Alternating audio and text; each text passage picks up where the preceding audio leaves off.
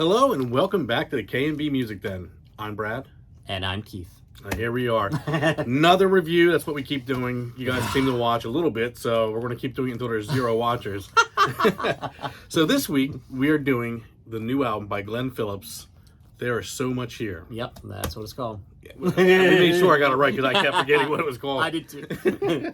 So, just a little background for me on this guy. Yeah. I didn't know a whole lot about Glen Phillips until Keith got me into Toad and the Wet Sprocket, obviously. What a great name for a band. Toad the Wet Sprocket. Yeah, Wow. what kind of name is that? I know. I think it was from a Saturday Night Live skit, he said. Yeah, or Monty Python or something. Impressive. Yeah. But I really got into those albums. And I'll tell you a fun story is there was also an album that I really enjoyed that I didn't realize was by the singer of Toad and the Wet Sprocket. Want to guess what album? Mutual Admiration Society. No. Oh. But that's a good one too.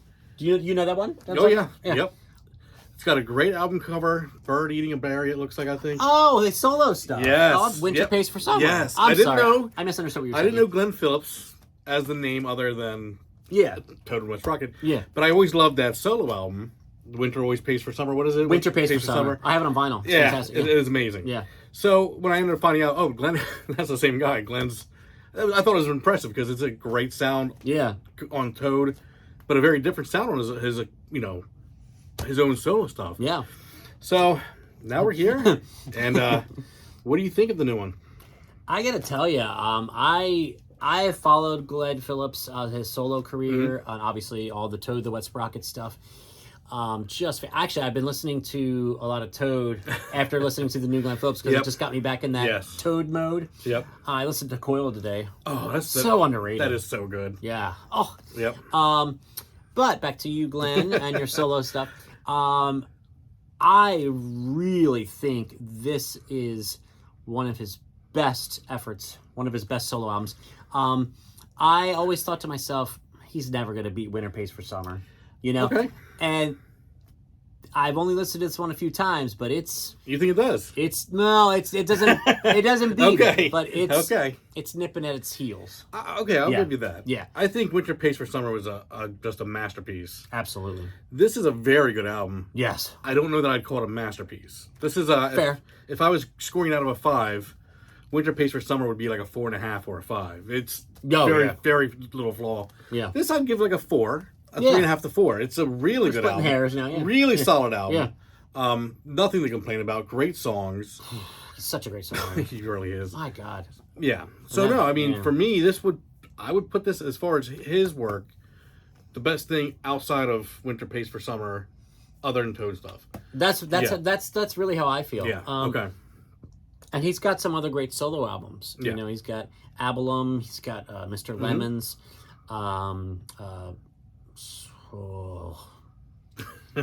It's hard to remember all. It says swallowed by the new or something. It has the last word is new, N-E-W.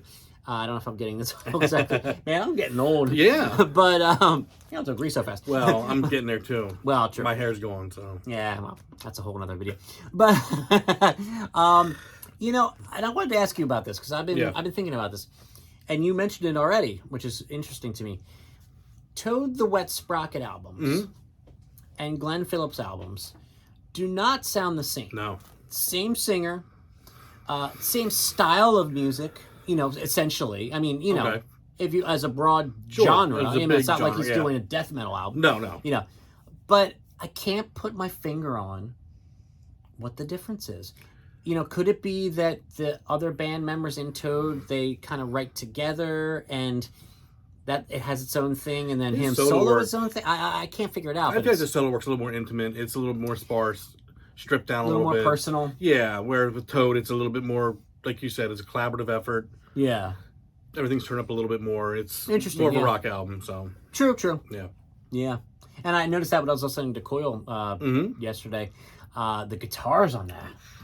Man, there's some nasty, heavy, you know, you don't think of Toad as like, you know, but they put some really nice tones on there and the riffs and, you know, the choices that they make production-wise is really cool.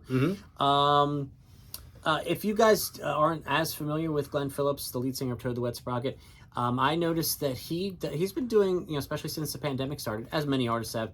He does a lot of live streams. Oh yeah, he did a lot. Yes. Yeah, and he usually plays for about an hour, and he takes requests. It's like a live chat kind of thing, and people will be like, "Hey, can you play this? This Toad song or this other song?" Or he'll throw some covers into, and he really tries to accommodate people. Right there live in real time, which is impressive. Like, oh, okay, I'll play that one. Like, I think that's pretty impressive and cool. We talked about the songwriting. Yeah. I mean, to me, this man is incapable of writing a bad song. He's another one like that, yeah. There's a few out there to do that where it just... Yeah. Probably give this guy 10 minutes and get throw a song out. It's impressive. Now, I'm interested to get your take on this, because to me, generally speaking, the ballads on this album really jumped out at me. Not that the up-tempo stuff I thought was weaker or anything like that at all. It was a very cohesive, solid album. But I think some of the slower stuff, the more pensive stuff, the more personal stuff, like you said, is when the lyrics are really like, ooh, wow. Yeah. It really gets you. I think with his solo stuff, that's kind of it. That's in his zone. You were saying, that's where he's hitting his best stride right there. When he's solo work is his ballads, his thoughtful lyrics, that seems to be where kind of he's in his groove when he's alone. God, in that voice. Oh man. Jeez. Yep. Yeah, I have so much respect for him. Have you seen Toad the Wet Sprocket live? You got into them more recently. Yeah, I got into them recently. Yeah. I've seen him at least twice, maybe 3 times. And wow, just really, my gosh, what a great band and what a great singer-songwriter. That's why we wanted to highlight him here on the channel. So what were your highlights? Well, favorite tracks. You did pick for this one, right? I did, absolutely. All right. Well, why don't we go 1, 1, 1, 1? Oh, okay, we can do that. See if we have any of that line up. I jot mine down on my phone, guys. I jot mine down over here. I don't want you to see my notes. I will never let you see that I have notes. He said, as he saw and let you see the notes. What a dork. Yeah. Anyway, wow, where did that come from? Yeah. We're going to have to redo this. No, I'm just kidding. We always do one take. Yep. So, my first favorite track of the album, Mr. Brad, is The Bluest Eye. The Bluest Eye? Okay. My number 1 was Other Birds of Prey. Interesting. And I don't have these in any order, but number 2, I usually just go in the order of the sequence of the album. My next one, my second one, is Center of the Circle. My number 2 is Brand New Blue. Okay. What if we pick 6 different songs? That'd be pretty impressive for him, wouldn't it? Well, let's see about this last one. I don't know. I have a weird feeling we're going to have the same last one. Okay. My last one is the song called Let In Anarchy. Because mine is The Sound of Drinking. Oh, that's a great... I almost picked that one, yeah. Well, see, now, it seems like for you the same. I found it hard to pick 3 on this one. Yeah. Because there's not a bad apple in the bunch. It's a solid album, yeah. Yeah, he just keeps cranking them out. Yeah, I really, like I said, Winter Pays for Summer, if you don't know that, masterpiece, like I said, I have it on vinyl. That is. To me, this one is right under it. Right under it. I would agree with you, though. Could that possibly be that it's new to us and we're just like, that new, like, when you have a girlfriend for the first month and it's like, oh, she's great, she's perfect, and then you start to see, no, she's actually the 6th best girlfriend I've had, yeah. Yeah. Not that we're counting a ranking. But I'm happily married. I don't think that's it, though. I think it's just that great of an album. It's really good, yeah. I don't foresee this topping Winter Pays for Summer. No. That one really, and it's not, that was a masterpiece. So, it's a lot asking him to even try, but. Yeah. Well, while we're talking about Glen Phillips, and of course we're talking about Toad the Wet Sprocket, I always vacillate on this, but do you have a favorite Toad the Wet Sprocket album that you could pinpoint? I do, and I always forget the name of it.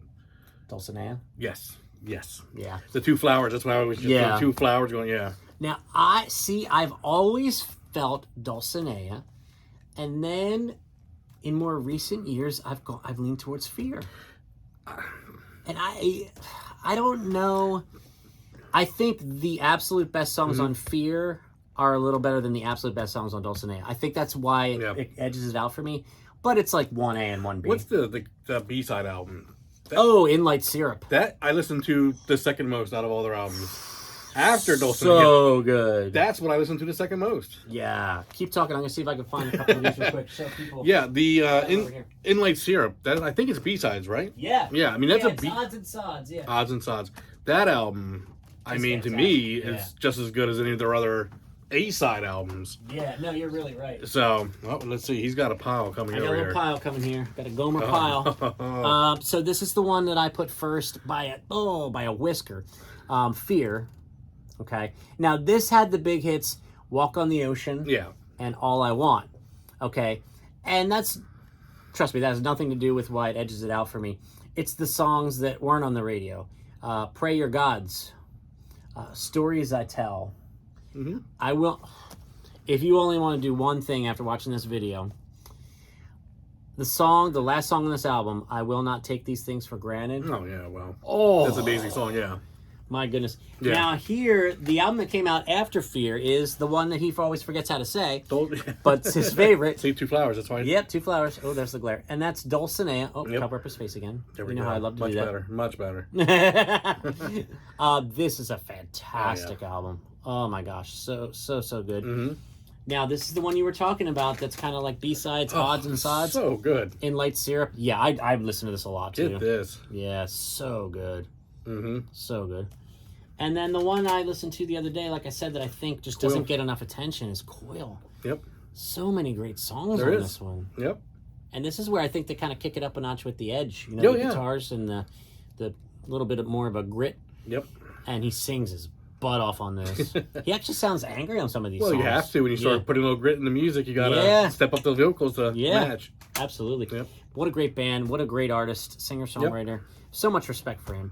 So Glen Phillips, the new album called There Is So Much Here. So good. It just came out recently, so check it out, stream it, buy it. I'm gonna see if it's on vinyl at some point. If I Probably will be. Yeah, because who knows? Maybe it'll make it into one of our top 10 albums of the year. At the end of the year, we got so much to choose from this year. Yep.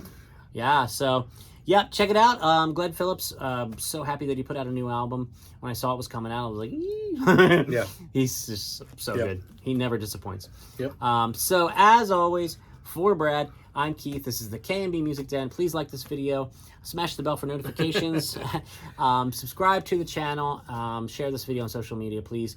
We're getting the word out, and it's going well. We appreciate the support and our audience that we're building as we go. So check out Glen Phillips. Let us know what you think in the comments. This is interactive. We want to know what you think of the new Glen Phillips. Are you a Toad the Wet Sprocket fan? Have you been following his solo career? Where does this one rank in his solo projects? If you are that familiar with Glen, please weigh in. We would love to know. So we'll see you guys real soon. More albums keep coming out, and we're gonna review them. We're gonna keep reviewing them. So take care, guys, and thanks so much for watching. Bye-bye.